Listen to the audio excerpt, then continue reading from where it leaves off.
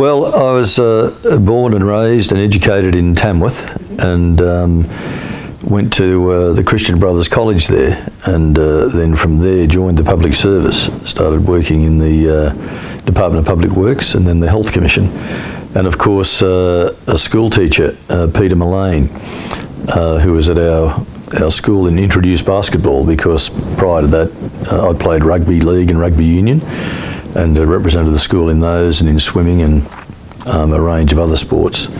And when he introduced basketball, then we started to play, got a group together, and then I was fortunate to make a Tamworth representative team as a junior and then as a senior, now called the Thunderbolts, of course.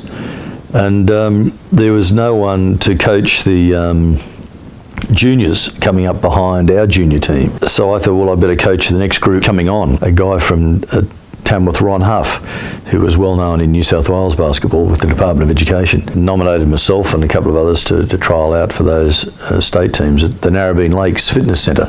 The late Bob Staunton, who was New South Wales Secretary at that time and then went on to become Basketball Australia's first full-time CEO, they're called now, and also met Bob McGugan, who became a lifelong friend and mentor.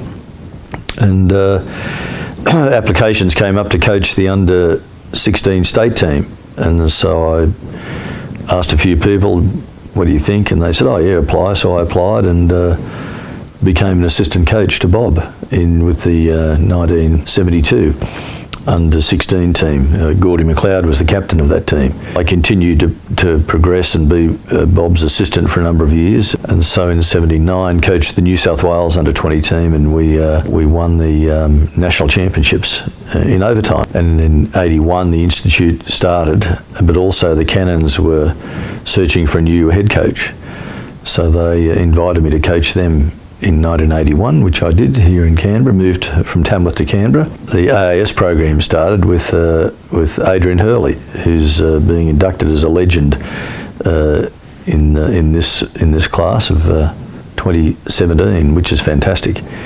So I was sort of helping him a bit because he was there with 21 athletes, boys and girls. So I was helping him in a voluntary capacity. And then at the end of the season, the AIS had a position of assistant coach. And so I applied for that and was an assistant coach here with Adrian in '81. And at that year I was appointed as head coach of our national junior team. And then I was appointed assistant coach to the Olympics in '92 in Barcelona.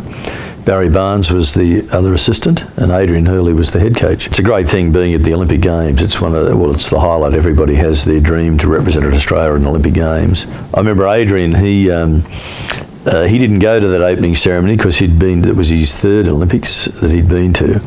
And so he gave me his spot, which was very generous of him to do that. Always in the background was my interest in developing coaches.